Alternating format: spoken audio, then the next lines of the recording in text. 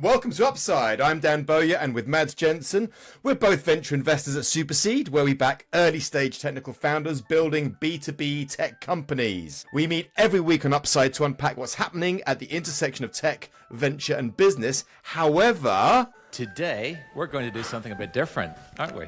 Yes, we are. We are going to do what everyone else is doing, but in our own way. We're going to do our own 2024 review.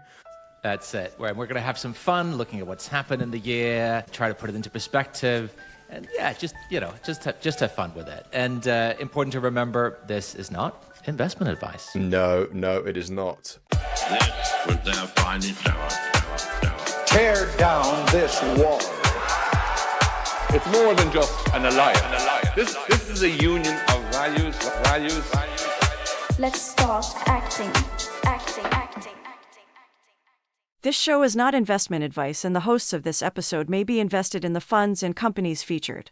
Where are we going to start, Mad? We're going to look at the biggest stories of 2024. What would you put first? Gosh, there has been so much happening, but I think in our world, the truth is that 2024 was the year of AI. And yes, some would say the second year running, AI continued to be all out in ascendancy. And it actually led to an all-out AI war. Ex-AI, kind of Elon Musk, he went to war with OpenAI and Sam Altman. He raised more than $11 billion to build Colossus, which is the world's largest AI cluster with more than 100,000 NVIDIA processors. People said it couldn't be done. Nobody could connect that many processors and have them run as part of one cluster. And he managed to do it, and he did it in 18 days. So it was it's quite a big story. Now on the other side, Microsoft responded. They said, look, if you've got to have 100,000, we're going to see you 100,000. We're going to raise you. So they're spending more than $30 billion on a 485,000 processor purchase from NVIDIA, and it's just that the war is going nuts and heating up. And so because of that, NVIDIA kept having incredible numbers, and the share is up by more than 170% year to date, after having increased more than 230% last year. So it's truly been on the rise. Now, it feels to me like the backstory to this AI ascendancy is that the USA quite rightly has said this is going to be the next arms race, the next nuclear get to the moon, however you want to frame it. And they're doubling down on AI infrastructure and creating the full supply chain and creating the full back office that's going to support this next revolution, which I think it will be. I think most people would agree with that. So how does Europe compare? I mean, if you look at the big winners in Europe from 24, they've all been fintech, a little bit of health tech, pharma, bio stuff. So do you think we should be doing what the US is doing and creating our own AI infrastructure? What's your take on that? There are two ways to think about it. One way is to think of Europe as part of a sort of a trading bloc of Western nations, and where we're sort of thinking, look, we're good at some things in Europe and the Americans are good at some things, and we can trade and it's great. And as long as one of us are doing it, it's fine because we can rely on them. Then at the same time, we've seen that with the new man about to enter the White House, he's maybe not always as ally-minded, as friendly to allies as... He will switch us off, is that what you're saying? There is a risk. And, if you don't have access to semiconductors, you're just nowhere. So it would seem to suggest that we should have some more self-sufficiency, especially in semiconductors, because they are so essential to the next generation of tech evolution.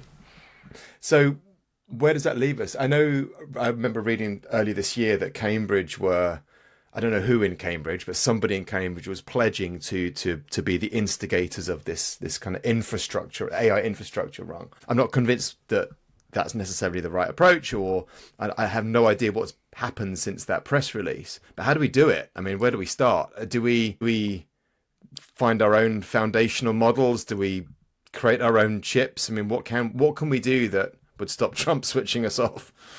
No, I don't think Trump will switch us off necessarily, but in a situation where there's a global shortage of chips, it's likely that the Americans will prioritize their own deliveries first, and that will push us further behind. I think Europe has got great assets. Arm is one of the world's leading semiconductor or microprocessor designers. We've got ASML that manufactures all the equipment that everybody uses to manufacture chips worldwide. So it's not beyond the wit of man that you could put some more dollars behind it, or euros as it were, and build some more semiconductor plants in Europe. Now, the challenge we've had is there has been a strategy to try and put together with kind of the EU coordinating with various European governments to get real money behind building some more semiconductor fabs.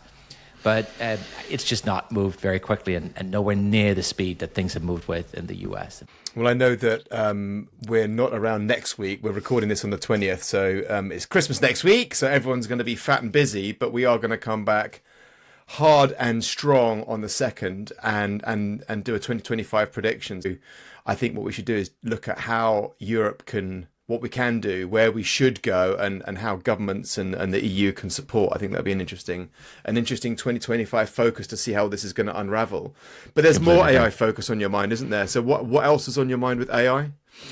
Well, some of the things we saw was that scaling laws started to perhaps slow down a bit. Lots of discussion around how much data do we actually have to train these AI models on, and to some extent the models we have, the leading edge models today from OpenAI, from Google, from Anthropic, have been trained on essentially the open internet. So we only have one internet. So where do you find more data? And if you don't have additional data, how can you make the models better? And so it turns out there's a lot of other stuff we can do to make models better. First of all, it's not evident that scaling laws really are gone. It's just that we've started to break some barriers this year in terms of how big clusters we can make. What do I mean by that? There is a lot of sort of thinking that says that, look, when we can start to train on 100,000 processors, as XAI is doing, Elon's AI shop, we can get different quality to if we can only train on 30,000.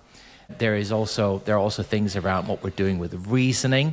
So the models work in a different way. We saw that with OpenAI releasing their O1 model, which just has gotten incredibly impressive performance. And then we've seen this new super exciting evolution around agents, and agents really coming to the fore. What do I mean by that? That we have autonomous agents or software bots that can do work for us. And so that means that, although there may be some resistance or frictions in some part of the AI landscape, there's so many other things that are happening. And we don't see any sort of overall slowdown at all in terms of how this has been performing and the quality and the output we've been getting from these models in 24, quite the opposite. Oh, I've seen a number of startups this year who are looking to do or offer the enterprise the ability to do more with less data. So I'm sure we've got this kind of sledgehammer of more compute, but I'm sure there'll be more coming through on the efficiency piece. So maybe we'll be able to do more and be more accurate with less data. Let's come into the UK, and obviously big news this year in the UK was Labour's win. What did you want to talk about with regards to Starmer and Reeves? Where should we start? Well, initially there was a focus on return to competence. The last do you think we've achieved that? Do you think in the first quarter, do you think we've achieved a return to competence? The jury is out. I mean, it's easy to be a sort of a Debbie Downer from the sidelines. It's clear that we'd had some very fractious years, kind of under the last several Tory prime ministers, sort of a revolving door. Boris Johnson, Liz Truss. I mean, it was just all a little bit bizarre. I think there was exactly. I think there was a sense that we just have, if not competence, then at least not a lot of incompetence, and maybe just a bit of peace and calm will be good for everybody. They are saying the words around growth and business focus in Labour. But invest was the October budget mantra. I remember it clearly. Yeah, but I think that the budget was, other than that, disappointing. Mainly more tax, not a lot of focus on what we need, which is deregulation and strategic investment. And so it's clear that more must be done to streamline Whitehall, lower the tax burden, just focus on what businesses need. And it's not obvious that there is enough understanding of business in the cabinet today, kind of enough people with business background to really understand at a granular level of detail, what do we need to get Britain working again? And on the other side of the pond, obviously Trump won. He's going to be in from January the 5th, I think it is, this year. So what can we expect? My take is that we're going to have a sugar high. So he's going to come into power. We're going to see lots of AI, crypto. I was fascinated by the Bitcoin Act. Have you looked at the Bitcoin Act? I have not looked at the Bitcoin Act, no. It was proposed by, who's the crypto queen? One of the senators. She's been labeled as the crypto queen. She proposed the Bitcoin Act, which is effectively the US government buying 1 million Bitcoins, but then holding them and not being able to sell for a number of years. I think that the betting odds are so far 30% that the act will pass next year. And if it does, that means that America is going to buy 1 million coins and sit on them and hedge and effectively use gold coupons, I don't know what the right terminology is, to transition over to Bitcoin. So that's going to be a fascinating endorsement. And obviously the hodlers are saying that will mean that Bitcoin will go up to half a million per coin. So that's going to be a super interesting thing. That aside, I mean, Trump getting elected and Trump coming to power in January means that there will be deregulation. We've got Vivek and Elon in Doge doing their efficiency play, David Sachs as the AI and crypto czar, etc., etc. Lots of billionaires, lots of business-friendly people, lots of people going to create, hopefully, this environment for more business, and assuming that the markets will respond appropriately. This was a crazy year, and it can be easy to forget all the craziness that happened. We actually said back in January we thought that Trump would get reelected. I think my main kind of in the negative column at the time is I thought there was a probability that he might go to jail. But at the time, that seemed that it was a possibility, and then kind of the courts sort of basically refused to adjudicate on some of the cases, and he had a clean run. And he was already ahead in the polls when the June debate happened with Biden and really sank Biden's hope of any re-election. And then Trump was shot on the 13th of July, and Musk announced his support for Trump the same day.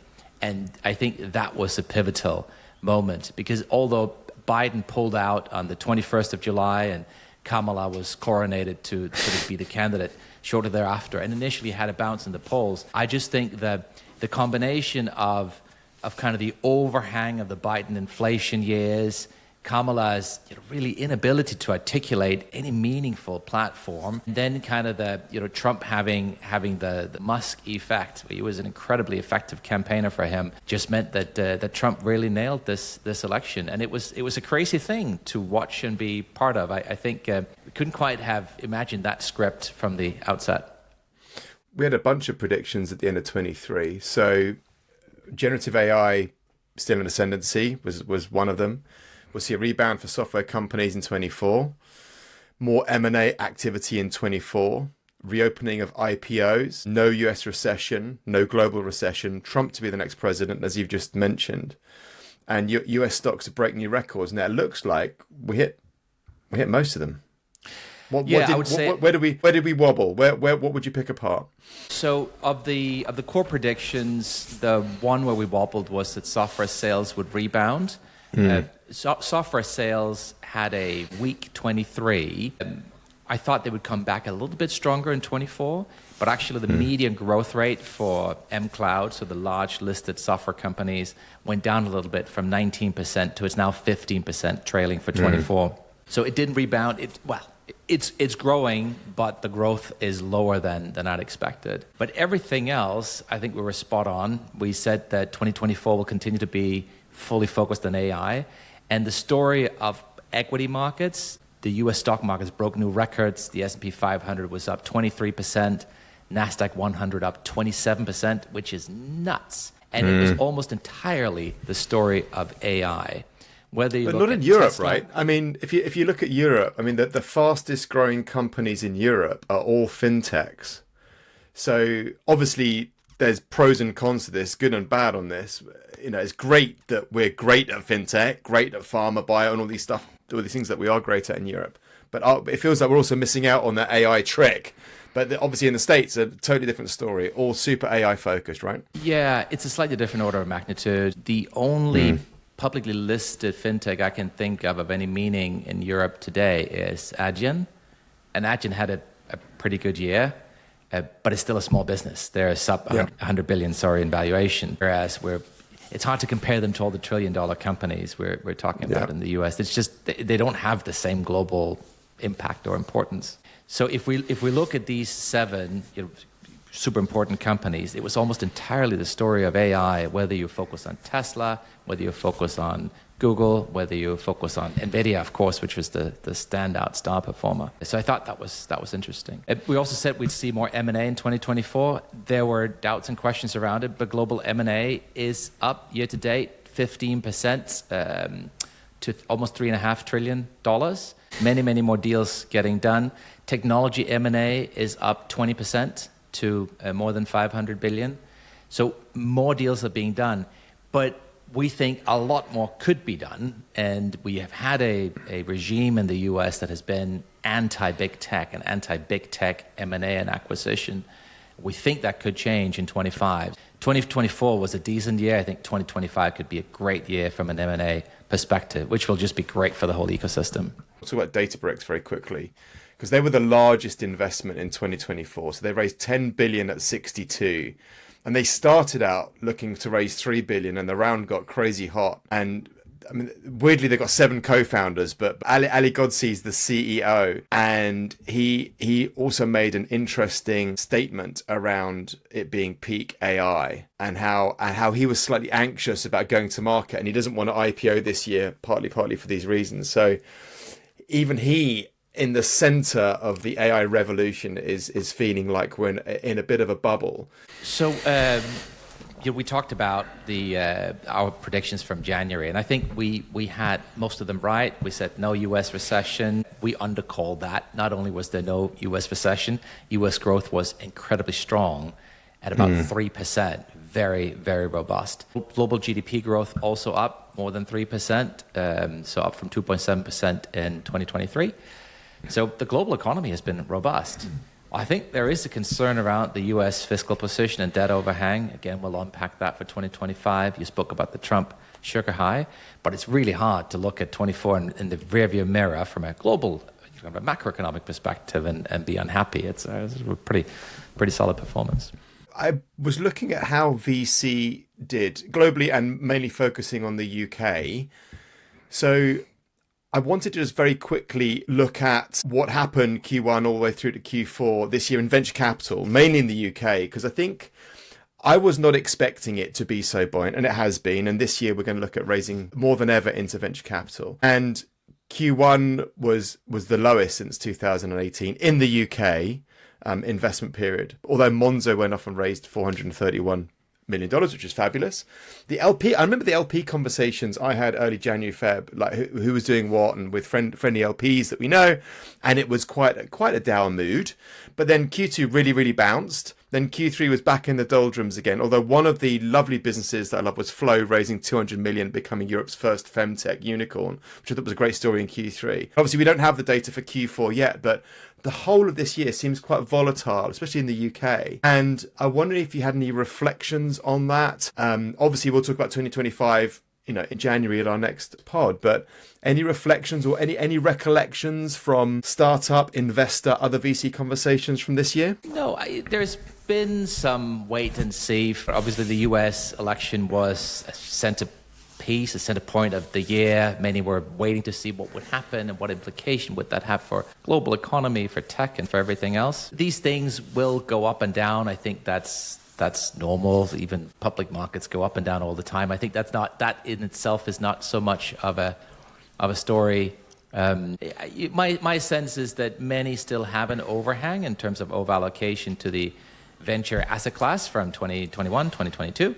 And that still needs to get worked through the system. It's not fully been worked through yet. Many investors have stuff in their portfolio that was bought in way too high valuation, which need to clear. They either need to exit to PE, or those companies need to IPO, or some of those things need to cycle through the system. Capital needs to be distributed. Things need to be written down if they're not worth what people were investing at, or if they've managed to grow into their valuations, that's great. Then those marks need to be taken for everybody to move on. So I think there's a little bit of that overhang, but I also, AI is just such an important and exciting story The global economy has been performing reasonably well. The US economy has been very strong. Of course, investors will want to be part of that because there is so much opportunity.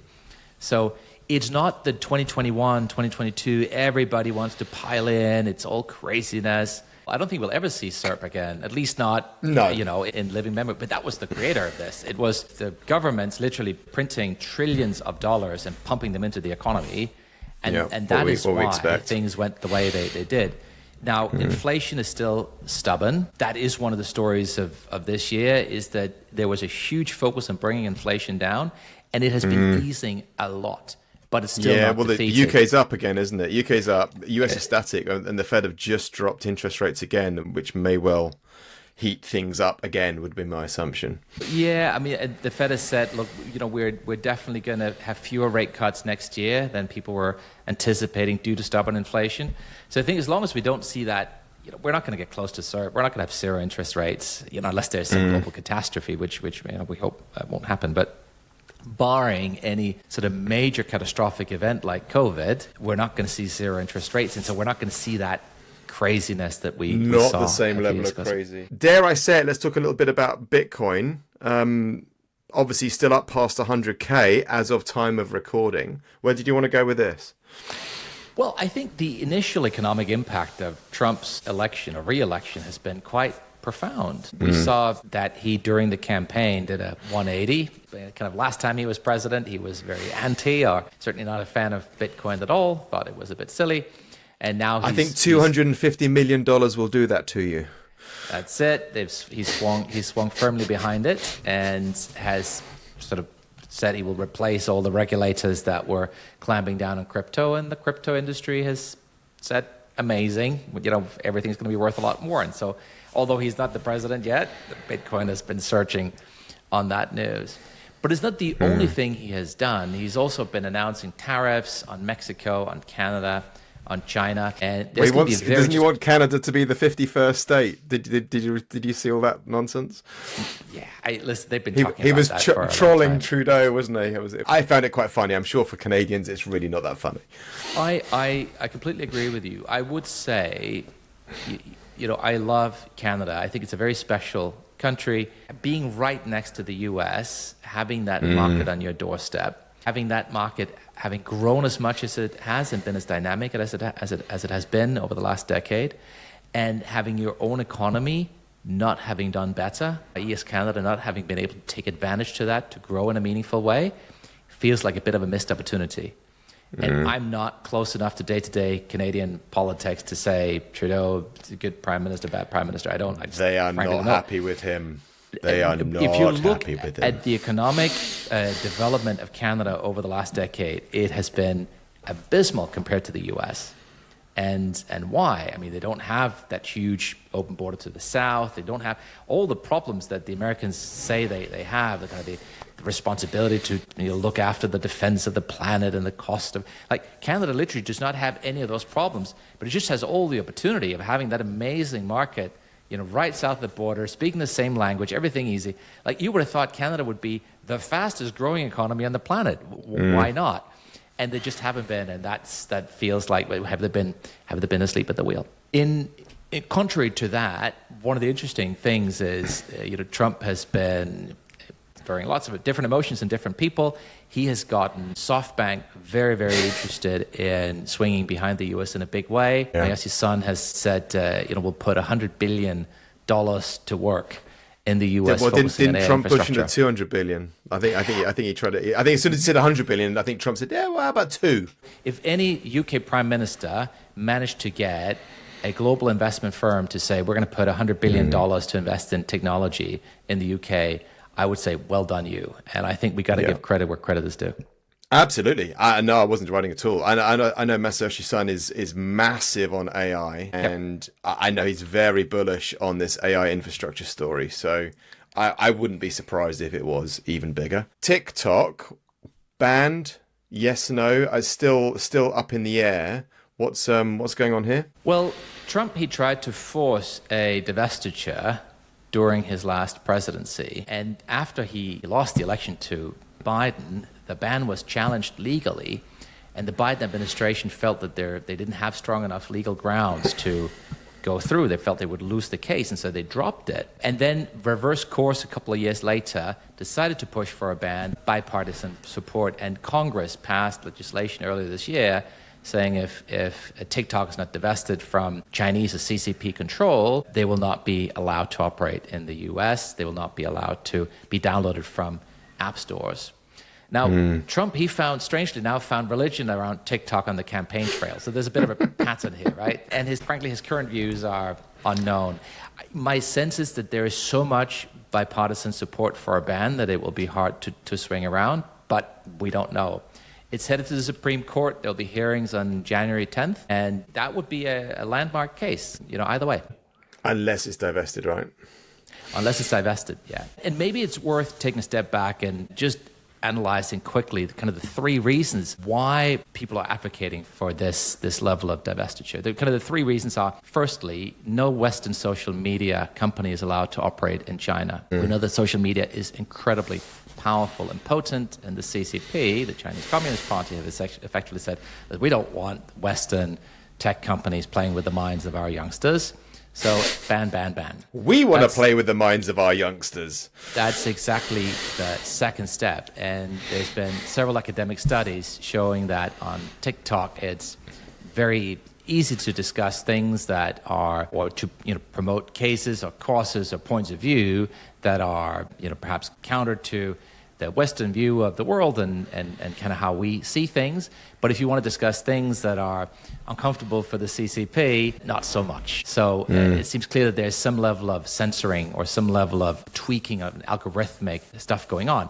Now, the third thing is, as you pointed out earlier, is the app being used as a listening and surveillance device to spot the location of VIPs, to listening in on conversations that might be confidential. And so there's a national security element. And in fact, the law to force the divestiture was passed after the American intelligence services had given evidence in secret to members of Congress, basically around this precise thing. I remember the vote. The vote was quite telling.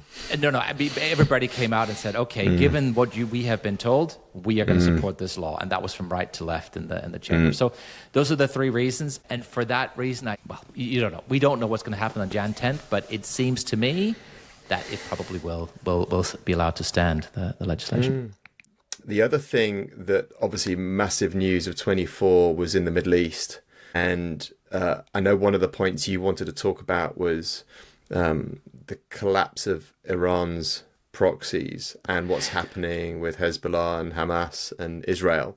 Yeah. And obviously now Syria. I mean, Syria falling is another massive geopolitical effect that is going to come to affect Europe and the world. And what's your take on what's happening over there? No, that's exactly right. But I think it's hard to talk about 2024 without mentioning this, because there's some of these conflicts that we have seen, sometimes simmering, sometimes flaring for decades.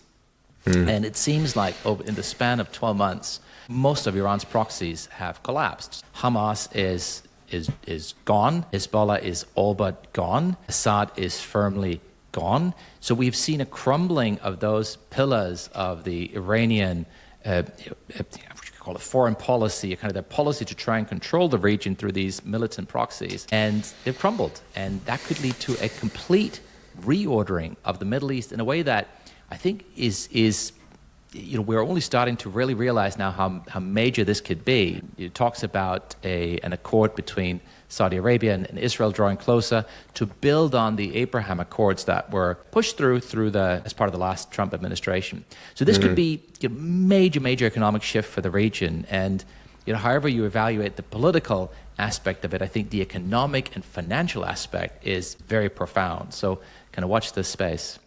I also wonder what will happen with Russia, Ukraine, now based on the fact that obviously their Syrian connection has now fallen. It feels like there might be even more of a domino effect that rolls back through Russia, back into the Eastern European bloc. So that'll be something maybe we can dig into in the next pod for 2025. Right, Yes, startup time. Let's have a look at some startups. So Klarna's looking to IPO. What's cooking? So we've talked about IPOs and the lack of IPOs and what's going to happen Do you with know, IPOs. more, right? More's coming, right? We'll talk about that again, but it feels like Absolutely. there's going to be more activity. Yeah, great. It's just exciting. It's exciting to see that Klarna, they've now announced they're going to IPO. It's going to be in New York, unfortunately. Yeah, it's kind of NASDAQ focused. as Where else opposed could to it be? It could only be New York. Where, to be fair, there is nowhere else for them to list. London town. Come on. Revolut did a secondary this summer, valuing the company at $45 billion. Adyen has been doing well, already listed. Spotify briefly touched a $100 billion market cap. Boom! Since Who then. doesn't love Spotify? So much It's better an- than Apple Music. It's an my incredible, goodness. it's a beautiful How product. Apple screwed the pooch, I have no idea. With all that money and all those skills. The power of entrepreneurs and entrepreneurship. And Daniel Egg, he had a vision and he's been executing and executing and executing and build a brilliant company. Man, what a gift. What a pleasure. Anything else that you wanted to talk about for 2024? I think these were the headlines as we saw them. I'm sure there's lots more stuff we haven't talked about, but this is some of the big stuff, the big moving stuff that's been happening. It's been a really, really exciting year. I think Super exciting, isn't it? It wasn't the year I was expecting it to be. I thought it was going to be, I know we disagreed on this, but I thought it was going to be a little bit quieter, a little bit less exuberant, but it's been very volatile, especially across Europe. But it's been a great year. It's been a great year for tech, a great year for startups. And there's so much more to do. It feels like we haven't even quite started on the application piece of AI. We've been talking about foundational models forever, but it doesn't feel like it feels like 25 is going to be that beginning point of all of these incredible applications hitting the real world and hitting business. So I think there's just so much more to do.